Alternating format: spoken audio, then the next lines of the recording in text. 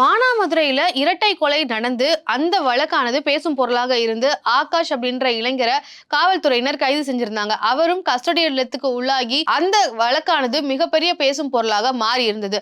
ஆகாஷினுடைய வாக்குமூலம் சமீபத்தில் வெளியாகி பெரும் பரபரப்பை ஏற்படுத்தியிருக்கு. இந்த வழக்குல ஒரு திருப்பு முனையாகவே அவருடைய வாக்குமூலமானது அமைஞ்சிருக்கு.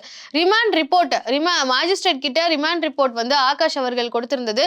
இன்றைக்கு இந்த வழக்குல ஒரு முக்கிய ஆதாரமாக பார்க்கப்பட்டு காவல்துறையினர் மேல SC/ST வழக்கானது பதிவு பண்ணப்பட்டு இந்த வழக்கானது CBIக்கு மாற்றப்பட்டிருக்கு. அந்த வாக்குமூலம் ஆகாஷ் டெலிசன் என்ன சொல்லியிருக்கிறாருன்னு பாத்தீங்கன்னா, காவல்துறை அதிகாரிகள் என்னை கைது செஞ்சு தனியா கூட்டிட்டு போனாங்க. கூட்டிட்டு போகும்போது என்னுடைய கண்களை வந்து வெள்ளை துணியால வந்து மறைச்சிட்டாங்க, வெள்ளை துணியால வந்து கட்டிட்டாங்க. அதனால என்ன வந்து யார் என்ன செய்யறாங்க, எந்த காவல் அதிகாரி என்னை என்ன பண்றாங்க அப்படின்ற எந்த ஒரு விவரமும் எனக்கு தெரியாது. கண்ணை கட்டிட்டு வந்து என்னை அடிச்சாங்க அப்படின்றதையும் பதிவு பண்றாரு.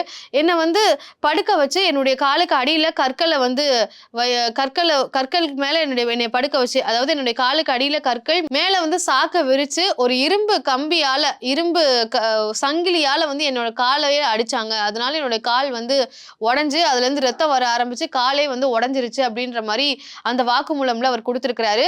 காவல்துறை வந்து அதற்கப்புறமா என்னைய மருத்துவமனைக்கு கூட்டிட்டு போனாங்க. மருத்துவமனையில வந்து இந்த மாதிரி நான் காவல்துறை அதிகாரிகள் கிட்ட இருந்து தப்பிச்சு போகணும்னு சொல்லி மேடபாதையில இருக்கக்கூடிய அந்த மேம்பாலத்துல இருந்து நான் குதிச்சேன். தப்பிச்சு ஓடும் பொழுது என்னுடைய கால் வந்து உடைஞ்சிருச்சு அப்படின்னு தான் சொல்லணும்னு என்னை அறிவுறுத்தி இருந்தாங்க. அதனாலதான் நான் வந்து போய் சொன்னேன். ஆனா அப்படி நான் வந்து சொல்லல அப்படின்னா மீண்டும் என்னை அடிப்பாங்களோ அப்படின்ற ஒரே காரணத்தினால அந்த பயத்துல மட்டும்தான் நான் வந்து இப்படி மாத்தி சொன்னேன் அப்படின்ற மாதிரி அவர் மேஜிஸ்ட்ரேட் கிட்ட ரிமாண்ட் ரிப்போர்ட்ல வந்து கொடுத்திருக்கிறாங்க. இப்போ அந்த வாக்குமூலம் தான் இந்த வழக்குக்கு ஒரு திருப்பு முனையாக அமைஞ்சிருக்கு. அப்படி கால் உடைஞ்சு மருத்துவமனையில இருக்கிறப்போ ஆகாஷினுடைய அம்மா மற்றும் அப்பா வந்து அவரை மருத்துவமனையில சந்திக்க போகும்பொழுது அவர் குறிப்பிட்டிருக்கிறாரு, என்னை வந்து காவலாளிகள் வந்து அடிச்சாங்க, துன்புறுத்தினாங்க அப்படின்றத அவருடைய பெற்றோர்கள் கிட்ட வந்து குறிப்பிட்டிருக்கிறாரு. அது மட்டும் இல்லாம என்னுடைய சமூகம், அதாவது அவர் பட்டியலின சமூகத்தை சேர்ந்தவர் அப்படின்ற அடிப்படையில அந்த சமூகத்தை சொல்லி என்ன அடிச்சாங்க.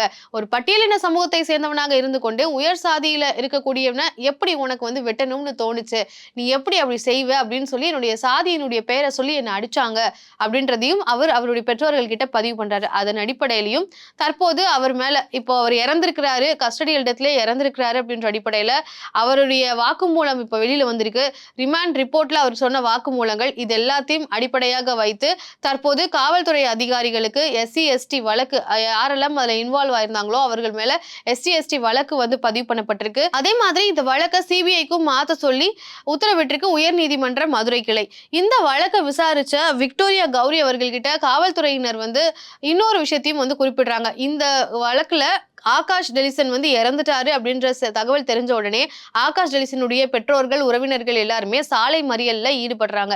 சாலை மறியல்ல ஈடுபட்டு போராட்டத்துல ஈடுபடுறாங்க. இது வந்து போக்குவரத்து நெரிசலை ஏற்படுத்துதுன்னு சொல்லி நீதிமன்றத்துல வந்து காவல்துறையினர் தரப்புல இருந்து சொல்லும் பொழுது விக்டோரியா கௌரி நீதிபதி வந்து அந்த மக்களுக்கு ஆதரவாக தான் கருத்தை வந்து சொல்றாங்க.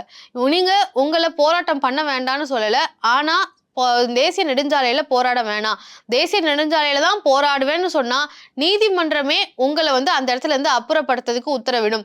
நீங்க போராட்டம் பண்ணணும் அப்படின்னா சிவகங்கை மாவட்டத்தினுடைய பழைய பேருந்து நிலையம் ஓல்ட் பஸ் ஸ்டாண்ட்ல வந்து போராட்டத்தை பண்ணிக்கோங்க அப்படின்ற மாதிரி நீதிமன்றத்தினுடைய விக்டோரியா கௌரி நீதிபதி அவர்கள் வந்து தெரிவிச்சிருக்கிறாங்க. அது மட்டும் இல்லாம அவங்க மேற்கோளா எதை காட்டுறாங்க அப்படின்னு பாத்தீங்கன்னா, இதுவே ஒரு முதலமைச்சரோ பிரதமரோ வராங்க அப்படின்னா நீங்க வந்து சாலை விதிகள் எல்லாம் மாத்தி இந்த வழியெல்லாம் டேக் டைவர்ஷன் சொல்லி வேற வேற வழிகள் எல்லாம் மாத்துவீங்க இல்லையா, அப்போ வந்து போக்குவரத்து நெரிசல் ஏற்படலையா, அந்த மாதிரி நினைச்சுக்கோங்க.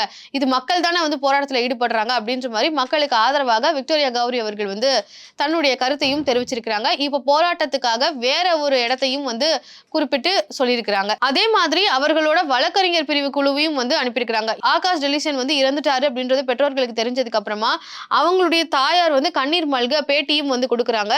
போலீஸ்காரங்க என்னுடைய பிள்ளைய வந்து கைது செய்யும் பொழுது அவர் கிடைச்சா அப்படின்னா உயிரோடயே இருக்க மாட்டான் அப்படின்னு வந்து மிரட்டுனாங்க. அதே மாதிரி பண்ணிட்டாங்களே அப்படின்னு சொல்லி அவருடைய தாயார் வந்து கண்ணீர் மல்க பேட்டியும் கொடுக்குறாங்க. இப்போ அந்த காட்சிகளும் வந்து வெளியாகி ஒரு பரபரப்பை வந்து ஏற்படுத்துது. குறிப்பா இந்த வாக்குமூலம் வெளியானது இந்த வழக்குக்கு ஒரு திருப்பு முனையாகவே அமைஞ்சிருக்கு. ஆகாஷ் ஜொலிசன் ஏன் கைது செய்யப்பட்டாருன்னு பார்க்கும்பொழுது, நாங்குநேரி சம்பவத்தை வந்து இங்க நினைவு கூற வேண்டிய கட்டாயம் வருது. என்னன்னா, நாங்குநேரியில குறிப்பிட்ட பட்டியலின சமூக மக்கள் வாழ்ற இடத்திலேயே வந்து போய் அருவாளால வெட்டி நெறைய பேர் வந்து 2 பேர் வந்து சம்பவ இடத்திலேயே வந்து உயிரிழந்திருந்தாங்க. நெறைய பேர் காயமடைந்திருந்தாங்க. அதே சமயத்துல சிவகங்கையில வந்து 2 பேர் வந்து வண்டியில போய் 2 பேர வந்து தாக்குற மாதிரியான சிசிடிவி காட்சிகள் வெளியாகி பெரும் பரபரப்பை வந்து ஏற்படுத்தியிருந்தது. சட்ட ஒழுங்கு என்ன ஆகுது அப்படின்ற ஒரு பெரிய கேள்வியே வந்துச்சு. அந்த வழக்கின் அடிப்படை அந்த சிசிடிவி காட்சிகளின் அடிப்படையில தான் குணா மற்றும் ஆகாஷ் ஜெலிசன்ற இந்த இளைஞரும் வந்து கைது செய்யப்பட்டாங்க. ஆகாஷ் ஜெலிசனை வந்து கைது செய்யறதுக்கு முன்னாடி அவரை தேடும் பொழுதே போலீசார் வந்து இவருடைய பெற்றோர்கள் 2 பேரையும் வந்து போலீஸ் ஸ்டேஷனுக்கு வந்து கூட்டிட்டு போயிருந்திருக்காங்க. அதுக்கப்புறமா ஆகாஷ் ஜெலிசன் கிடைச்சதுக்கு அப்புறமா பெற்றோர்களை வந்து விடுவிச்சிருக்கிறாங்க. ஸோ அந்த இடத்துலயே வந்து பெரிய வகையில மிரட்டல்களும் வந்து காவல்துறையினர் வந்து விட்டுருக்காங்க. உன்னுடைய மகன் கிடைச்சான் அப்படின்னா உயிரோடே இருக்க மாட்டான் அப்படின்ற மாதிரி குறிப்பிட்டிருக்காங்க. அதே மாதிரி ஆயிருச்சு அப்படின்றது தான் அவங்களுடைய பெற்றோர்கள் வைக்கக்கூடிய வாதமாக இருக்கு. இப்போ கால் உடைஞ்சிருச்சுன்னு சொன்னாங்க. அதுக்கப்புறம் கால் உடைஞ்சு மூச்சு திணறல் வந்து உயிரிழந்துட்டதாக இப்போ காவல்துறை வந்து சொல்றாங்க. இது வந்து முற்றிலும் வந்து பொய்யான ஒரு விஷயம். காவல்துறை தான் என்னுடைய மகன் இறப்புக்கு காரணம்னு சொல்லி அவனுடைய பெற்றோர்கள் மற்றும் உறவினர்கள் போராட்டத்தில் ஈடுபட்டு இப்போ இது பேசு பொருளாக மாறி இருக்கு. ரிமாண்ட் ரிப்போர்ட்லயும் இந்த தகவல் இருக்கிற காரணத்தினால இது காவல்துறையினரினுடைய கஸ்டடியில தான் இறந்திருக்கிறாங்க அப்படின்னு உயர்நீதிமன்ற மதுரை கிளை வந்து உறுதி செஞ்சிருக்கிறாங்க. ஸோ இப்படி சிவகங்கையை பொறுத்த வரைக்கும் தொடர்ந்து இந்த மாதிரியான சம்பவங்கள் நடந்துகிட்டு தான் இருக்கு. ஏன்னா இதே மாதிரிதான் அஜித்குமாரினுடைய மரணம் ஒட்டுமொத்த அரசியல் வட்டாரத்திலையும் பேசும் பொருளாக இருந்தது. தமிழகம் முழுக்கவும் பேசும் பொருளாக இருந்தது. இப்போ அந்த வழக்கு இப்பவும் விசாரணை சிபிஐ வழக்குல போயிட்டு இருக்கு. அந்த நகை வந்து திருட்டே போகல அப்படின்ற வரைக்கும் வந்து சிபிஐ விசாரணையில கண்டுபிடிக்கப்பட்டது. இதே மாதிரிதான் அஜித்குமாரும் காவல்துறையினுடைய விசாரணையில உயிரிழந்துட்டாரு. அவரையும் வந்து லாக்அப்ல வந்து இந்த அளவுக்கு கடினமாக தாக்குனதும் காவலர்கள் தான் அப்படின்னு வீடியோ காட்சிகளே வெளியாச்சு. இங்க வாக்குமூலம் வெளியாயிருக்கு. சோ இப்படி தொடர்ந்து காவல்துறை மேல வரக்கூடிய அலிகேஷன்ஸ் மக்கள் மத்தியில காவல்துறைக்கு மேல இருக்கக்கூடிய மதிப்பு மற்றும் நம்பிக்கையை வந்து குறைச்சிட்டு வருது அப்படின்றதான் பார்க்க முடியுது. உயர்நீதிமன்ற மதுரை கிளையில இந்த வழக்கு விசாரணைக்கு வரும்பொழுதுல இருந்து அந்த பகுதியில் இருக்கக்கூடிய எல்லாருடைய கவனமும் இந்த வழக்கு என்ன ஆச்சு அப்படின்றத தான் வந்து பாக்குறாங்க. என்ன நடந்துட்டு இருக்கு, வழக்குல என்ன மாதிரியான தீர்ப்பு வருது, இந்த வழக்கு ஒரு பெரிய கவனத்தை மக்கள் மத்தியிலும் ஏற்படுத்தியிருக்கு. குறிப்பா அந்த பகுதியில ஒரு பரபரப்பை கிரியேட் பண்ணியிருக்கு.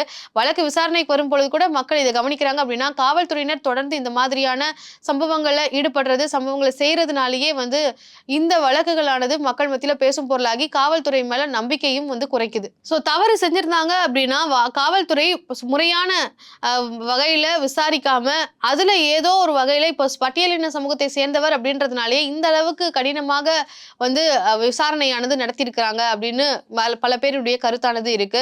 அஜித்குமாருடைய வழக்கை பொறுத்த வரைக்கும் மேலிடத்துல இருந்து யாரோ ஒரு அதிகாரி வந்து சொன்னாங்க அப்படின்னு ஒரு நபர்கிட்ட நீங்க இந்த அளவுக்கு அத்துமீறி நடந்துக்கிறீங்க, உங்களுக்கு யார் அந்த அதிகாரத்தை கொடுத்தா, எஃப்ஐஆர் போடாமலே இவ்வளவு தூரம் வந்து கடினமாக தாக்கியிருக்கிறீங்க அப்படின்னா போன் கால்லயே நீங்க எஃப்ஐஆர் போடுறீங்க அப்படின்னா இதெல்லாம் எந்த மாதிரியான ஒரு நடைமுறை, இதெல்லாம் எப்படி வந்து ரூல்ஸை ஃபாலோ பண்ணாம காவல்துறை வந்து பண்றாங்கன்னு பல தரப்பினர் கேள்வி எழுப்பியிருந்தாங்க. தொடர்ந்து காவல்துறை தனிப்பட்ட வகையில செயல்படுறாங்க அப்படின்ற ஒரு கருத்தானது மக்கள் மத்தியில வந்து ஏற்பட்டிருக்கு. அதுல ஆகாஷ் ஜெலிசனுடைய வழக்கும் ஒரு முக்கிய பங்காக மாறி இருக்கு. ஃபெலிக்ஸ் ஜெயராஜை தொடங்கி அடுத்தது அஜித்குமார், அடுத்ததாக ஆகாஷ் ஜெலிசனுடைய வழக்கும் இப்பொழுது ஒரு பேசும் பொருளாக மாறி மக்கள் மத்தியில ஒரு அதிருப்தியை ஏற்படுத்தியிருக்கு. இது ஆளும் கட்சியில வந்து ஒரு பெரிய அழுத்தத்தை ஏற்படுத்தியிருக்கு அப்படின்னு தான் சொல்லணும். தொடர்ந்து ஸ்டாலின் அவர்களினுடைய காவல்துறை இந்த மாதிரியான ஒரு செயல்ல தான் ஈடுபடுறாங்க. இதை சரி செய்யறதுக்கு என்ன செய்ய போறாங்க, அதிகாரிகள் இப்படி தன்னிச்சையாக இப்படி செயல்படுறாங்க அப்படின்னு அதிகாரிகள் மேல பழி போடுறது அப்படின்றது எவ்வளவு நாள் தொடர போகுது, இதுக்கு அரசாங்கம் எப்படி பொறுப்பேற்க போறாங்க இப்படின்னு பல கேள்விகள் இருந்துட்டு இருக்கு. உங்களுக்கு என்ன தோணுது அப்படின்றதையும் கண்டிப்பா உங்களுடைய கருத்துக்களை கமெண்ட்ல பதிவு பண்ணுங்க. நன்றி.